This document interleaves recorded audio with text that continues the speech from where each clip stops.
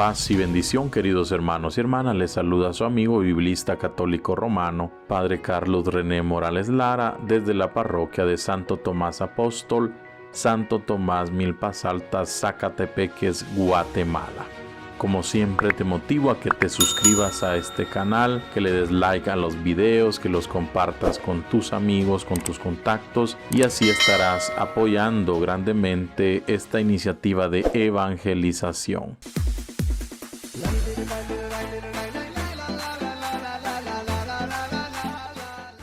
Queridos hermanos y hermanas, hemos llegado a la mitad de nuestro éxodo cuaresmal. La liturgia de este tercer domingo nos presenta el tema de la conversión. Pero, ¿qué significa convertirse para el discípulo de Jesucristo?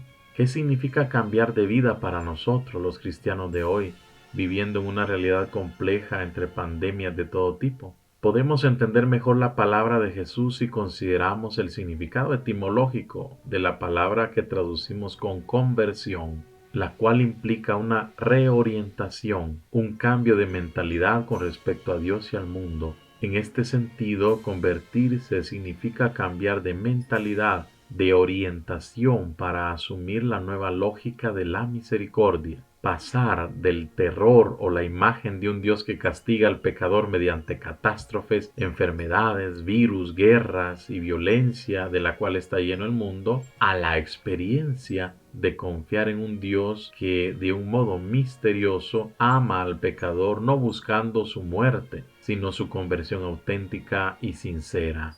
La palabra de Dios da la impresión de contener un lenguaje muy duro, al menos en la primera parte del Evangelio de este tercer domingo de Cuaresma. La expresión, si no se convierten, todos perecerán de la misma manera, parece expresar lo que algunos creen, es decir, el sufrimiento, los desastres, las tragedias, etc., son enviados por Dios. ¿Cuántas veces hemos escuchado a creyentes que responsabilizan a Dios por su sufrimiento diciendo, por ejemplo, ¿por qué Dios me envió este mal? ¿O por qué Dios permitió esta desgracia? O aún en algunas culturas todavía se cree que el pecado de los padres cae en los niños que nacen con alguna discapacidad. También me pasa a mí pensar esto cuando alguien es golpeado por la desgracia o la enfermedad, es decir, tomarlos como signo de un castigo por los pecados. Jesús estaba hablando a la multitud sobre la necesidad de evaluar la realidad y juzgar qué es lo correcto. Esto lo decía para instarles a reconocer que ya había llegado el tiempo, el kairos, el momento decisivo de la salvación. En este contexto, algunos de ellos se presentan para informarles sobre dos sucesos acaecidos. Pilato había matado a peregrinos de Galilea. El hecho puede situarse durante la fiesta de Pascua, el único periodo en el que incluso los laicos podían participar en los sacrificios del templo. Al parecer, existe cierta ambigüedad y sarcasmo, pues Jesús también era galileo. Quizá esperaban despertar en él una reacción hostil a Pilato para informarle a las autoridades. Si estos hubieran sido fariseos, esto podría implicar una pregunta teológica sobre la justicia divina, dado que las desgracias en la mentalidad de la época de Jesús se consideraban como un castigo.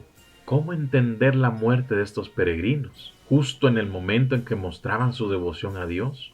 Jesús, como suele hacerlo, abandona la casuística y aprovecha estos sucesos para dar a conocer su mensaje. Jesús aumenta el énfasis recurriendo ahora a un hecho puramente accidental y por lo tanto no se presta a las reivindicaciones políticas. La respuesta de Jesús es idéntica a la anterior. Todos son pecadores y tienen necesidad de conversión, de metanoia, no en el sentido genérico de mejorar su comportamiento, sino en el sentido radical expresado por el anuncio de Jesús. El reino de Dios está cerca. De hecho, queridos hermanos y hermanas, desde esta óptica, desde esta perspectiva, la muerte no solo la provocan políticos injustos y criminales, como Pilato, o desgracias naturales evitables, por ejemplo la torre. Hay otra amenaza mucho más grande, la que tramamos contra nosotros mismos cuando nos negamos a convertirnos. Dios revela su nombre a Moisés y lo vincula con los patriarcas, dejando claro el hecho de ser un Dios que acompaña, ilumina, apoya, alienta, orienta nuestras vidas. Sin embargo, si nos alejamos libremente de su guía rechazando su amor, estamos posibilitando nuestra propia destrucción, dando paso a la autosuficiencia, soberbia y egolatría. En el caso de Moisés, sabe cómo percibir la presencia de Dios en la cotidianidad, en la situación concreta en que vive. De esta forma, queridos hermanos y hermanas, los eventos trágicos son asumidos por Jesús como una invitación a la conversión, quitando el riesgo de llegar a ser una oportunidad para juzgar o condenar a otros. Esto se logra al insertar la historia cotidiana en la historia de la salvación, más bien como historia guiada por Dios, historia que se abre a una dimensión escatológica o futura. Queridos hermanos y hermanas, existe una dimensión espiritual de la muerte que se refiere a la insensibilidad a los eventos, por no decir indiferencia a la historia. El refugiarse en la pereza o aburrimiento de la rutina, adhiriéndose al estilo zombie de afrontar nuestra realidad de criaturas, no permitiendo ser sacudido, diríamos, y afectado por la historia, reduciendo los horizontes de interés solo a lo que nos conviene directa e indirectamente. Con todo ello, Jesús nos invita a leer los hechos de nuestra vida de acuerdo con la perspectiva de la conversión.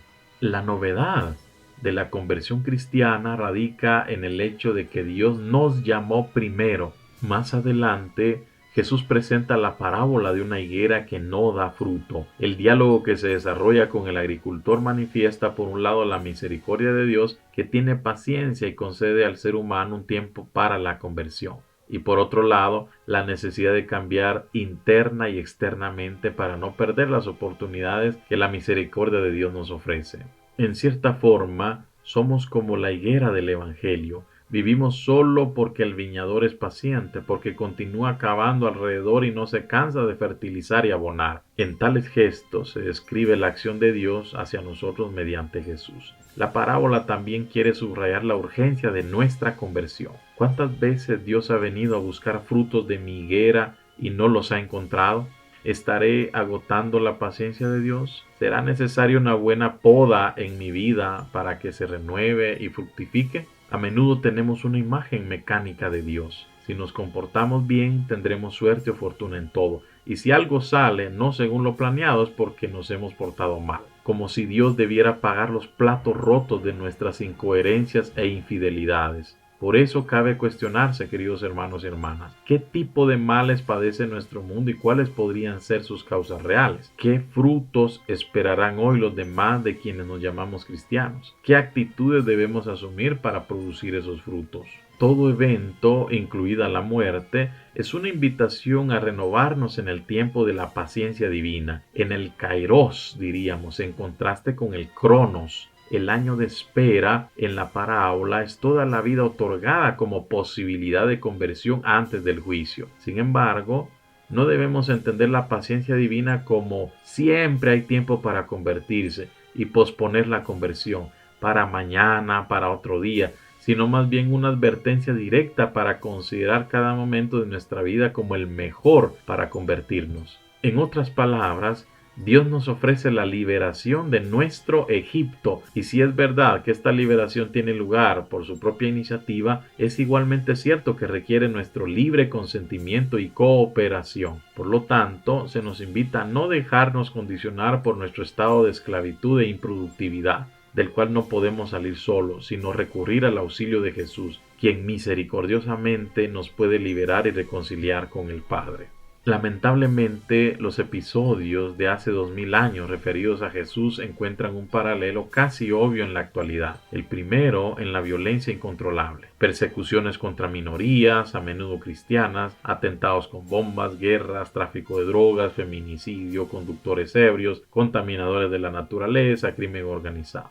El segundo, en la violencia contra la naturaleza, las incontables muertes por terremotos, tsunamis, tormentas tropicales, deslizamientos de tierra, erupciones volcánicas, etc. ¿Creen que estos galileos eran más pecadores que todos los galileos por haber sufrido semejante destino? ¿O esas 18 personas creen que eran más culpables que todos los habitantes de Jerusalén? Jesús pregunta, conociendo la mentalidad de sus oyentes, y en ambos casos responde con un categórico no. Yo se los aseguro, En efecto, no es de acuerdo con los planes de Dios que seres humanos exterminen a otros seres humanos, o incluso peor, que las masacres se lleven a cabo en su nombre. No es de acuerdo con los planes de Dios que haya personas que al distorsionar las leyes naturales causan sufrimiento a otras personas. No es según los planes de Dios que en virtud de una ganancia rápida se construya eludiendo las leyes de seguridad. Finalmente, es interesante subrayar la relectura paulina de los eventos del Éxodo como un camino catecumenal. El pasaje del Mar Rojo es releído desde una óptica bautismal y el maná en el desierto como signo eucarístico. Es impactante que Pablo introduzca la presencia misma de Cristo en el Éxodo. El apóstol retoma una leyenda rabínica según la cual la roca de donde brotó el agua siguió al pueblo en su travesía por el desierto. Esta roca se interpretó como la sabiduría de Dios y por lo tanto para Pablo fue fácil identificarla con Jesús. De esta forma, la historia de Israel prefigura en cierto modo la historia de la Iglesia. Los eventos pasados deben servir como una advertencia para el presente.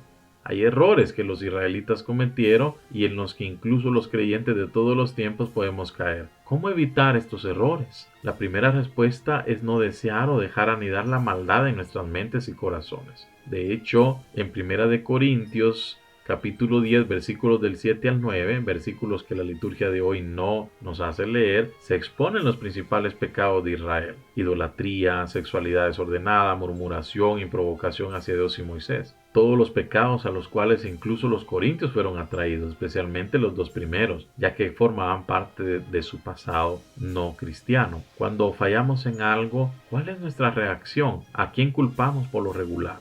Ante el drama, queridos hermanos y hermanas, que viven las personas, hay quienes ven en las desgracias de otros un castigo del cielo, pero quizás más numerosos son los que se quejan de que Dios no interviene para prevenirlos, olvidando que si Dios operara como un robot, atropellaría la libertad con la cual nos dotó.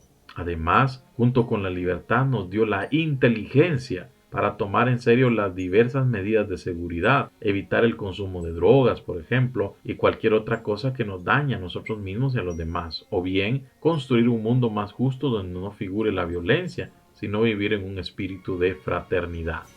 Les deseo a todos y todas un bendecido tercer domingo de Cuaresma. Cuídense mucho, no bajemos la guardia. Como siempre les recuerdo a suscribirse, a darle like a estos videos, a compartirlo con sus contactos y de esta manera pues estarán apoyando este sencillo, este humilde proyecto de evangelización. Así es que para todos y todas, Shalom.